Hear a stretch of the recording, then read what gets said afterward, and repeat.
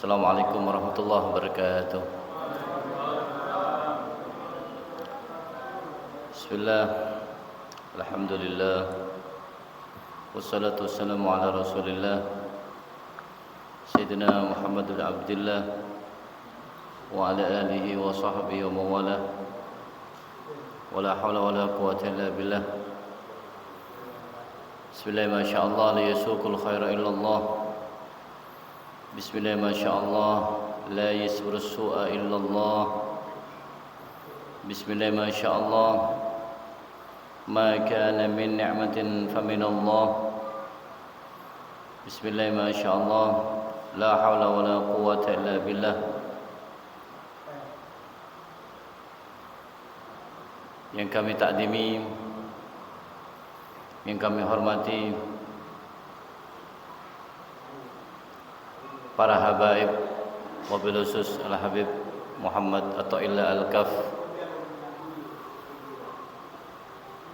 yang kami muliakan para masyayikh, para asatid, kemudian para tokoh masyarakat di lingkungan Perumnas Karton Harmoni, baik dari Ketua RW, Ketua RT, dan Dewan Pengurus lainnya. Yang kami hormati juga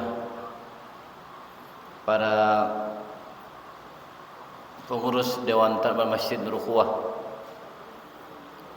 Bersama kita alhamdulillah Ketua Takmir Bapak Otong, terus kemudian dari seksi Ubudiyah Pak Yahya, kemudian dari seksi Syiar, dokumentasi dan publikasi Bapak Dede Faisal, kemudian pengurus-pengurus lain yang tidak bisa kami sebut namanya satu-satu tanpa mengurangi rasa penghormatan yang terbesar kepada para Anda sekalian.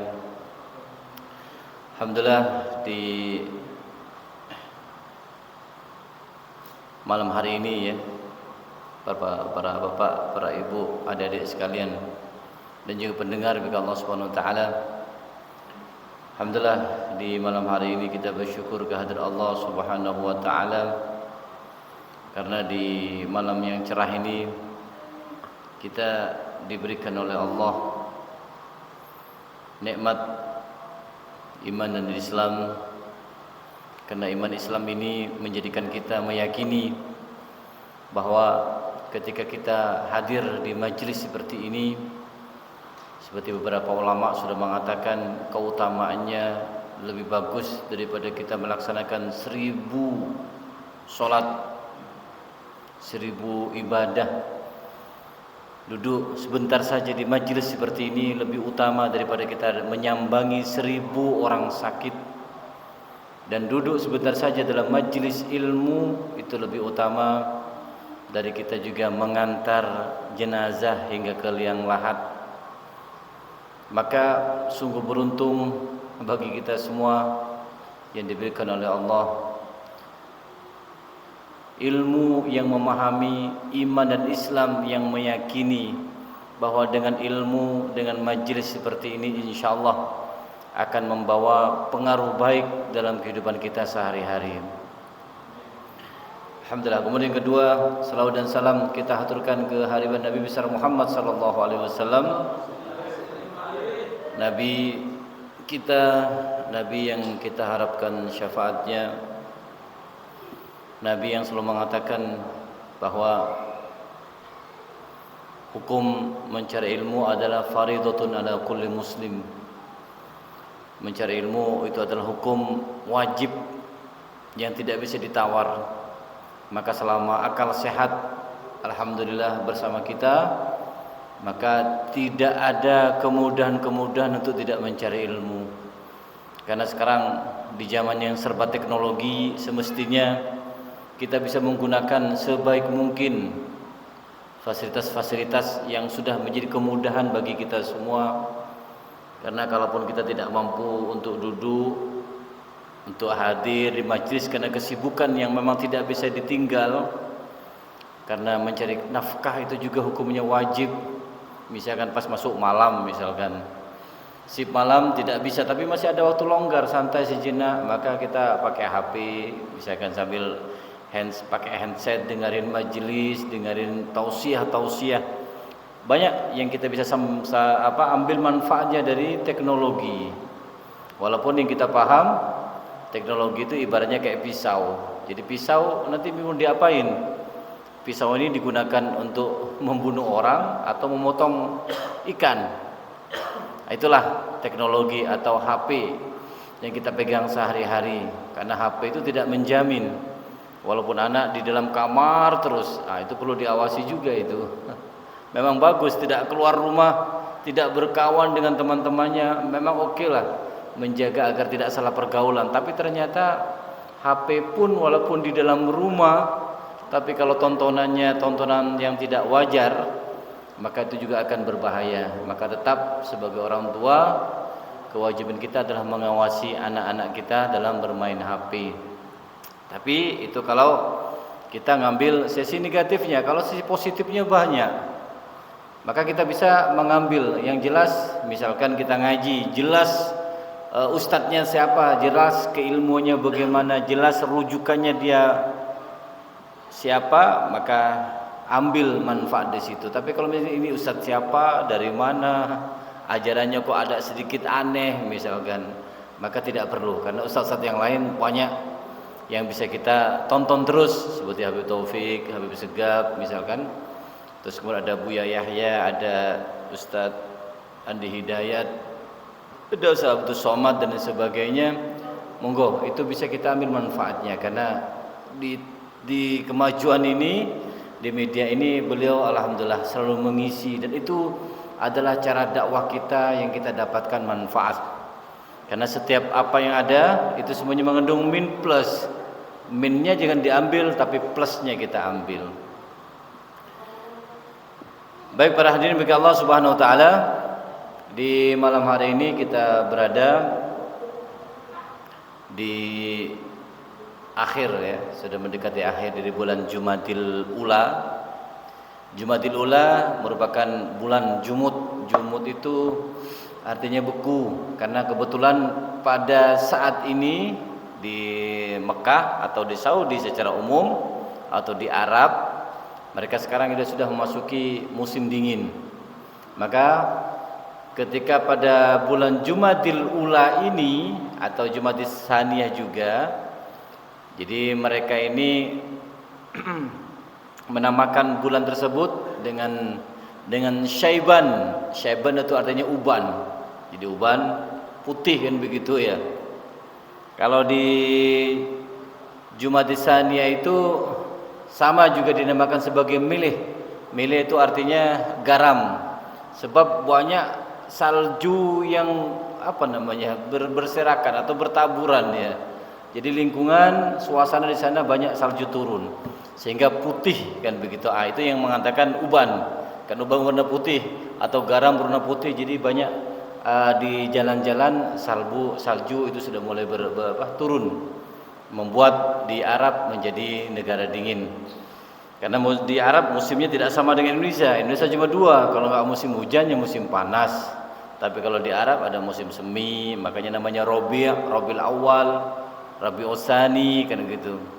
Ada musim dingin Jumud. Kalau sudah musim Syawal, Dzulqa'dah, Dzulhijjah khususnya itu sudah musim panas. Dan Masya Allah, Allah memang memberikan kepada manusia secara umum. Kenapa haji kok bulan Dzulhijjah? Karena diantaranya enak. Kalau panas tuh enak. Enaknya bagaimana? Karena ketika panas kita masih bisa berteduh. Di dalam kamar atau di hotel sudah dingin. Tapi kalau ada musim dingin bingung. Di hotel sudah dingin, di jalan raya pun dingin. Maka perlu cari kehangatan. Ya walaupun ada AC juga yang menghangatkan. Tapi dari sini enak. Itu berarti ada hal hikmah di balik berbedanya musim yang terjadi di Arab. Para hadirin bagi Allah Subhanahu wa taala, ini kita melanjutkan terakhir ini tentang sholat. Setelah sholat ini tuntas, mungkin insyaallah kita beranjak kepada fikih-fikih lain ya. atau pemahaman atau tauhid dan sebagainya yang berhubungan bagaimana kita menjadikan hati kita semakin mantap dalam berakidah, semakin mantap kita melaksanakan kehidupan sehari-hari, dan semakin yakin bahwa yang kita lakukan adalah benar adanya sebab sudah ada dalil yang mengikat. Nah, begitu. Baik, kemarin sudah lihat fungsi sholat. Nah, sekarang pertanyaannya, apakah sholat yang tertinggal wajib diganti? Karena sholat adalah ibadah yang tidak bisa ditinggalkan selama masih kita diberikan oleh Allah kemampuan kesadaran diri, walaupun tubuh misalkan kaki sudah tidak bisa bergerak, tangan sudah tidak bisa bergerak, misalkan stroke, naudzubillah min dzalik, maka selama pikiran masih sehat, masih ingat semua, baca dan sebagainya, maka tetap tidak bisa meninggalkan sholat. Itu saking wajibnya.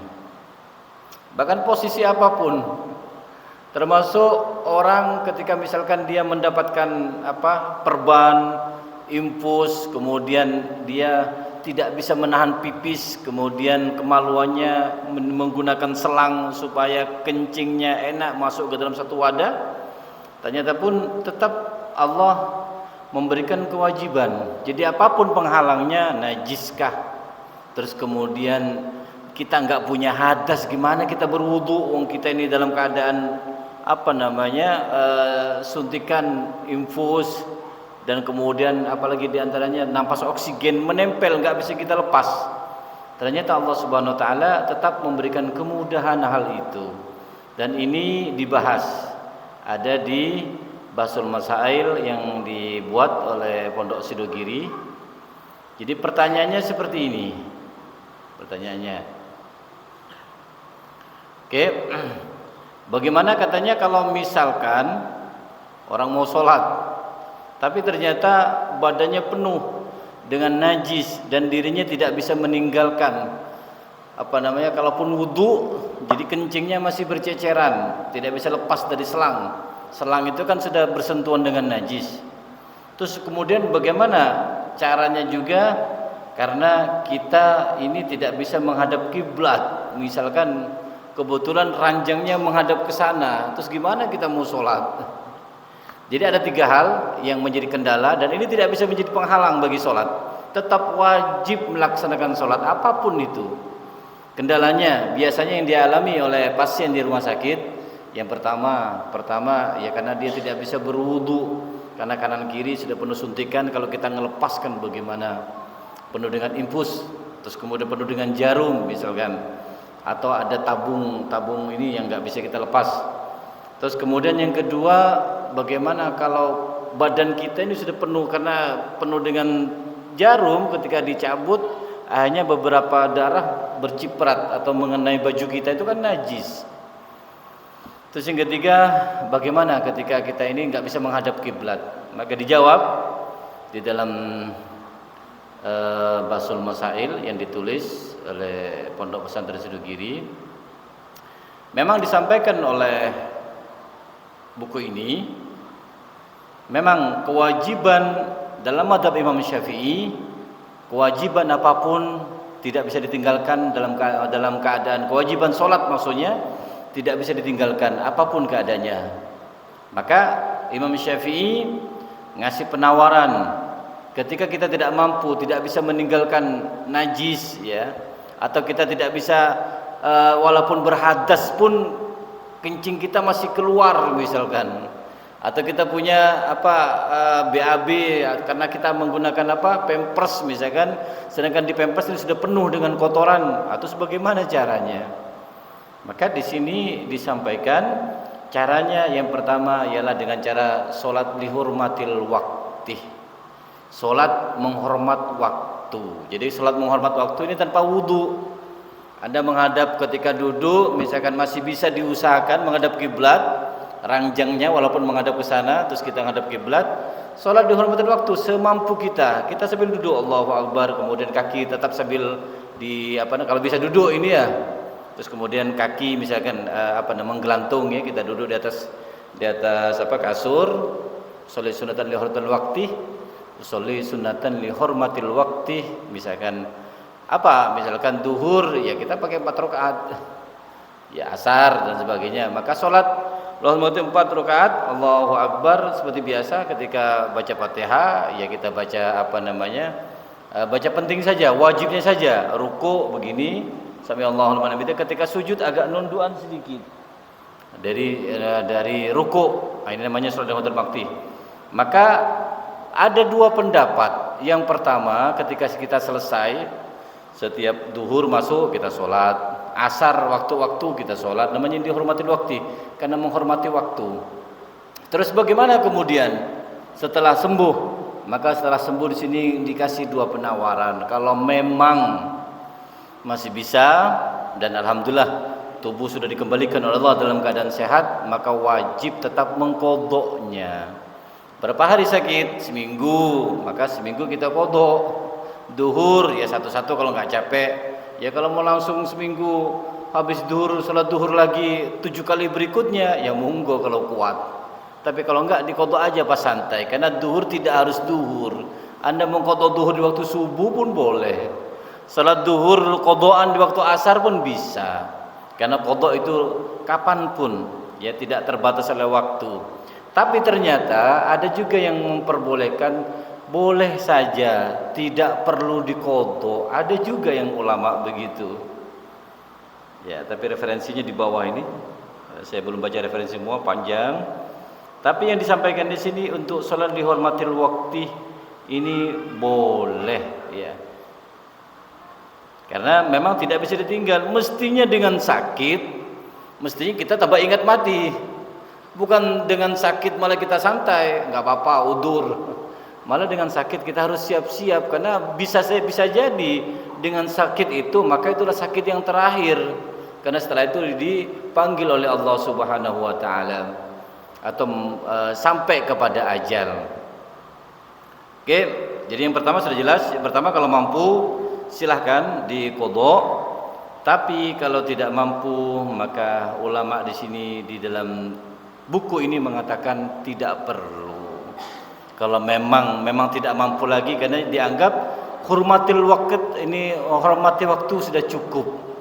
Ada. Jadi kita tidak memberikan apa namanya suatu hal yang saklek, yang ketat. Jadi ada juga yang permudah hal ini. Yang penting kita tetap sholat walaupun dalam keadaan apapun. Terus kemudian yang kedua,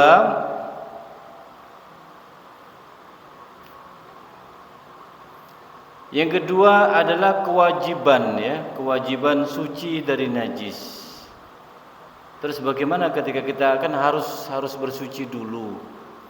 Kalau tidak mampu berwudu karena misalkan banyak darah dan sebagainya dan kulit tidak bisa tersentuh oleh air, ini kan tayamum misal.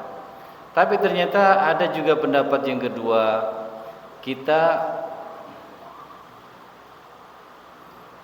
adalah kita boleh mengikuti pendapat Imam Malik. Imam Malik pendapatnya suci dari hadas itu bukan merupakan kewajiban, bukan, tapi sunnah.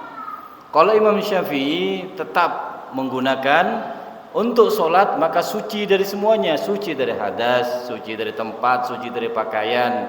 Jadi kita badan ini betul-betul harus bersih, kan begitu ya, suci. Tapi ternyata pendapat dari mazhab Imam Malik menyatakan suci dari najis, ya, dalam sholat hukumnya adalah sunnah. Jadi kalau baju penuh dengan darah, sarung penuh dengan darah dan lain sebagainya, maka kalau pendapat Imam Malik tidak apa-apa. Ini bagi yang sakit, ya, bagi yang darurat. Kalau yang baik-baik sehat, ya enggak, tetap mengikuti Imam Syafi'i. Jadi ini ibaratnya pendapat yang di dalam buku atau Basul Masail Sidogir ini menyatakan bahwa jangan meninggalkan sholat apapun keadaannya. Jadi silakan pakai opsi yang kedua. Terus kemudian disampaikan juga, jadi ketika misalkan kita banyak darah tetap sholat. Ya, selama kita bisa wudu, kalau nggak mampu maka tayamum. Jadi tidak harus ganti baju. Ini pendapat dari Imam Malik kalau kita sudah tidak mampu untuk mengikuti dari pendapat Imam Syafi'i. Ya. Terus kemudian berikutnya adalah, bahkan di sini juga disampaikan, kalau misalkan orang sakit tidak mampu untuk sholat normal setiap waktu karena keadaan fisiknya sudah tidak mampu, malah ditawarkan di sini silahkan pun bisa sholat jamak dan qashar. Ya, padahal kalau kita paham sholat itu kalau jamak atau qashar hanya bisa dilakukan kalau kita dalam perjalanan jauh. Kalau qashar sekitar 82 atau 85 km lebih perjalanan. Kalau jamak itu yang penting kita keluar dari daerahnya. Tapi untuk orang sakit pun diperkenankan kalau dia tidak mampu untuk sholat setiap waktunya bisa menjamak dan bahkan bisa mengqashar. Itulah kemudahan yang diberikan kepada kita atau orang-orang sakit ketika dia mengalami atau diuji dengan sakitnya. Yang penting jangan tinggalkan sholat. Baik, perhatian bagi Allah Subhanahu wa taala, maka kembali kepada hukum bagaimana sholat yang tertinggal, apakah wajib diqadha? Maka disampaikan oleh Nabi Muhammad SAW dalam hadis yang diriwayatkan oleh Imam Anas bin Malik, sungguhnya Rasulullah SAW, man nasiya salatan falyusalliha idza dzakaraha la kafaratan laha illa dzalika. Jadi Rasulullah bersabda, siapa yang terlupa salat, saking asyiknya kita bekerja, ternyata duhur enak tukang, enggak taunya loh kok sudah asar, lupa. Atau misalkan ada acara pernikahan, saking asiknya karena kita terbiasa di sholat awal waktu, kemudian lupa sehingga ketika adzan baru ingat, oh iya duhur tadi kelewatan, kan begitu ya. Maka Nabi mengatakan siapa yang terlupa sholat maka ia wajib melaksanakannya ketika ingat. Tidak ada yang dapat menebus sholat kecuali sholat itu sendiri. Jadi sholat itu tidak bisa diganti dengan beras, tidak bisa diganti dengan sapi, dengan unta, dengan kambing sebagai sedekah penebusan, tidak bisa. Tidak bisa diuangkan. Kalau memang dia nggak mampu sholat atau dia tidak bisa sholat karena misalkan tadi kelupaan seperti yang disampaikan di sini, tetap langsung sholat di saat itu. Misalkan sholat duhur lupa, ketika isya santai ingat, loh duhur kayaknya nggak sholat saya gitu loh, maka sholat di waktu isya. Sholat subuh ketiduran atau kelupaan karena asik nonton bola misalkan, tapi suatu nonton bola kan suatu hal yang tidak diperkenankan sampai meninggalkan kewajiban begitu ya. Ketika ingat subuh, kayaknya subuh nggak sholat kayak tadi ya, karena habis nonton bola saya langsung ke mana gitu diajak teman, jadi betul-betul lupa. Maka ketika ingat di waktu duhur, sholatlah di waktu duhur. Ya, terus kemudian disampaikan lagi di sini dari hadis yang cukup panjang, disampaikan dari Jabir bin Abdullah, sungguhnya Umar bin Khattab datang pada perang Khandaq. Perang Khandaq terjadi ya, ketika ia datang setelah matahari tenggelam. Umar mencaci maki orang-orang kafir Quraisy seraya berkata, wahai Rasulullah, aku hampir tidak sholat asar hingga matahari hampir tenggelam. Rasulullah bersabda, demi Allah saya pun tidak melaksanakannya. Nabi pun hampir begitu ya. Lalu kami pergi menuju lembah Buton. Rasulullah SAW berwudu, kemudian kami berwudu. Rasulullah SAW melaksanakan sholat asar setelah tenggelam matahari. Kemudian setelah itu beliau melaksanakan sholat maghrib. Ini sudah kita pahami. Nabi pun juga pernah mengalami hal itu, karena pas ini lagi sadis dahsyat-dahsyatnya, sehingga Nabi entah mungkin lupa atau bagaimana tadi, sehingga Nabi pun tidak sempat sholat asar. Akhirnya dengan Sayyidina Umar sholat bersama, dan itu melaksanakan sholat asar ketika matahari sudah tenggelam, maksudnya sudah masuk waktu maghrib. Nabi sholat. Setelah itu berarti beliau sholat qadha dulu. Setelah sholat qadha baru beliau melaksanakan sholat maghrib. Itu beliau. Kemudian dari pendapat Imam An-Nawawi dalam keterangan yang sangat panjang, ya, dan beliau menyampaikan para ulama terkemuka telah ijma bahwa orang-orang yang meninggalkan sholat secara sengaja maka ia wajib mengqadha'nya. Abu Muhammad Ali bin Hazm bertentangan dengan ijma ulama. Ia berkata, orang yang meninggalkan sholat itu tidak akan mampu mengqadha'nya. Perbuatan itu tidak sah. Ia cukup dengan memperbanyak berbuat baik dan sholat sunat untuk memberatkan timbangan amalnya pada hari kiamat serta memohon ampun kepada Allah Subhanahu wa taala, bertaubat kepadanya. Pendapat Ibnu Hazm ini bertentangan dengan ijma ulama. Pendapat ini batil bila dilihat dari dalilnya. Ibnu Hazm membahas dengan mengemukakan dalil-dalil, akan tetapi dalil-dalil yang ia sebutkan tidak mengandung dalil secara mendasar dalam masalah ini. Jadi beliau malah lebih kuat mengatakan, ya kalau enggak melaksanakan sholat kelupaan tidak bisa diganti. Kalaupun diganti tidak akan mampu mengganti posisi keutamaan sholat di waktunya. Jadi kalau duhur nggak mampu sholat duhur karena lupa, tidak hanya diqadha saja kata beliau, tapi ditambah lagi dengan perbuatan-perbuatan sholat-sholat sunnah yang lain agar keutamanya bisa menutupi waktu yang sudah ditinggalkan sebelumnya. Karena yang utama waktu fadilah, waktu yang utama adalah sholat di awal waktu, sholat pada waktunya. Ketika tertinggal walaupun diqadha ya tidak seberapa, maka beliau menyampaikan perlu ditambah dengan amalan lain supaya nanti cukup ini pahala ya keutamaan yang ditinggalkan sebab lupa. Terus di antara dalil yang mewajibkan qadha adalah hadis Abu Hurairah. Sungguhnya Rasulullah SAW memerintahkan orang yang melakukan hubungan intim di siang Ramadan agar melaksanakan puasa dengan membayar kafarat. Ya, artinya ia mengganti hari puasa yang telah ia rusak secara sengaja dengan hubungan intim. Diriwayatkan dengan sanad Zaid. Jika orang yang meninggalkan karena lupa tetap wajib mengqadha, maka orang yang meninggalkan secara sengaja lebih utama untuk mengqadha. Maksudnya adalah, jadi Imam Nawawi mengambil pendapat orang yang kan begitu berhubungan intim karena di siang hari bulan Ramadan kan suatu hal yang diharamkan, maka dia tetap wajib mengqadha. Puasanya tetap dilanjutkan, tidak boleh makan dan minum, tapi itu tetap punya kewajiban qadha. Malah kewajibannya lebih dahsyat lagi, yaitu puasa 2 bulan berturut-turut. Tidak boleh ada yang bolong sekali, ulang lagi dari awal.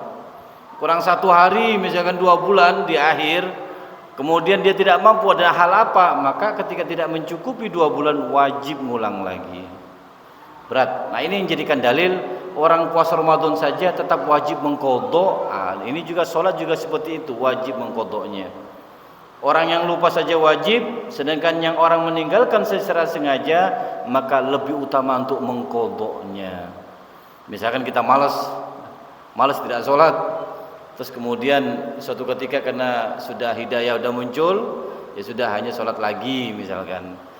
Sadar, insaf, maka qadha. Selama 2 tahun kita jadi preman misalkan, tidak sholat, maka selama 2 tahun itu juga dihitung berapa betul 2 tahun atau 2 tahun lebih, maka setiap harinya dia mengqadha sampai tuntas 2 tahun sholat yang ditinggalkannya. Baik, kemudian berikutnya ada pendapat Ibnu Taimiyah dengan penjelasan panjang, al-musyara' ila qadil fawaid al-katsira wa aula min istighal anha. Artinya saja disampaikan di sini kata beliau, menyegerakan diri melaksanakan qadha salat yang banyak tertinggal itu lebih utama daripada menyibukkan diri dengan salat-salat sunat. Jadi kalau kita beberapa hari tidak melaksanakan salat, seminggu misalkan karena ada hal atau karena apa, maka kata beliau jangan melaksanakan salat sunat. Lebih bagus utamakan dengan qadha dan qadha sampai habis. Setelah itu monggo melaksanakan salat sunat. Jadi utamakan qadha daripada salat sunnahnya. Adapun sholat wajib yang tertinggal sedikit, maka melaksanakan qadha bersama sholat sunat. Tapi kalau cuma 1-2 hari kita tidak sholat, nggak apa-apa. Jadi diselingi, ya sholat sunat, sholat qadha, ya sholat sunat, begitu. Tapi kalau harinya banyak yang kita tinggalkan, maka lebih bagus utamakan yang qadha, jangan sunnahnya. Kemudian karena Rasulullah SAW disampaikan di sini, beliau tertidur bersama para sahabat sehingga tertinggal sholat subuh pada tahun perang Hunain. Nabi juga pernah ketiduran sholat subuh. Beliau melaksanakan sholat qadha yang sunat dan yang wajib. Ya, karena Nabi juga punya kewajiban untuk melaksanakan sholat tahajud. Itu adalah kewajiban, maka Nabi mengqadhanya. Sama dengan Nabi sholat qobliyah subuh atau 2 rakaat fajar, Nabi kalau meninggalkan karena sesuatu hal tadi ketiduran, Nabi pun ikut mengqadhanya qobliyah subuh itu. Karena penting, karena kata guru saya menyampaikan kalau kita biasa sholat sunat rakaat al-fajr atau qobliyah subuh, yang pertama membaca alam nasra setelah Fatihah, kemudian yang kedua membaca alam taro kaifah, maka kalau kita merutinkan qobliyah subuh dengan surat alam nasra, kemudian yang kedua alam taro kaifah, maka kita akan dihindarkan daripada alam. Alam itu artinya alamun sakit bahasa Arabnya. Tapi kalau dalam bahasa Arab, kalau yang di Al-Quran bukan alam apakah tidak. Tapi kalau alamun nyambung, kalau itu alif laf mim ini alamun nyambung, itu artinya sakit. Jadi insyaallah kalau orang merutinkan salat dengan alam nasrah, kemudian kedua alam tara kaifah, insyaallah kata guru saya mengatakan akan dihindarkan dari sakit insyaallah. Baik, kemudian setelah itu ketika tertinggal salat wajib pada perang Khandaq juga sama, beliau mengqadha yang wajib saja tanpa salat sunat. Nah, kalau yang Khandaq tadi sudah saya sampaikan dengan Sayyidina Umar begitu tadi ya, itu beliau salat wajib aja, tidak salat sunat. Tapi kalau subuh, kebiasaan beliau qobliyah subuh tetap diqadha juga oleh Nabi. Salat subuhnya pun demikian. Tapi ketika beliau di Khandaq tidak melaksanakan qadha salat sunat, qobliyah tidak dilaksanakan oleh Nabi, tapi beliau langsung intinya yaitu salat asar qadhaan di waktu maghrib. Salat wajib yang tertinggal diqadha di semua waktu, karena Rasulullah SAW bersabda, siapa yang mendapatkan 1 rakaat salat subuh sebelum terbit matahari, maka hendaklah ia menambahkan 1 rakaat lagi, wallahu alam. Oke. Baik, yang terakhir Nabi mengatakan sungguhnya yang pertama kali dihisab dari seorang hamba pada hari kiamat dari amalnya adalah sholatnya. Jika sholatnya baik, maka ia menang dan berhasil. Jika sholatnya rusak, maka ia telah sia-sia dan rugi. Jika ada kekurangan pada sholatnya, Allah berfirman,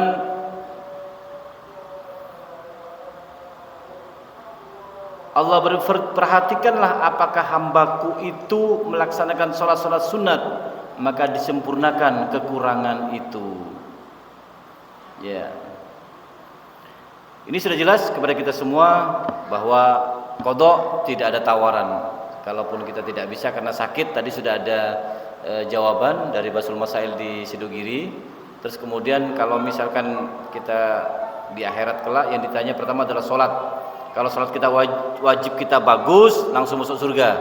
Tapi kalau sholat wajib kita ada yang kurang, maka Allah mencari, coba cek sholat sunatnya berapa selama hidup dia melaksanakan. Maka dari sholat sunat itu untuk menutupi kekurangan sholat wajib yang ditinggal ketika hidup. Nah ini maksudnya diperbanyak untuk sholat sunat dengan harapan selain pahala dan ibadahnya yang sangat istimewa. Yang kedua, tujuannya khawatir ada sholat wajib yang terlewati, maka Allah akan menutupinya dengan sholat-sholat sunat, baik qobliyah, ba'diyah, duha, tahajud dan lain sebagainya. Maka penting untuk kita sering-sering melaksanakan sholat sunat. Baik, ini bisa kami sampaikan. Ya, kurang lebihnya mohon maaf. Semoga manfaatnya bagi kita semua. Akhiran, wassalamualaikum warahmatullahi wabarakatuh.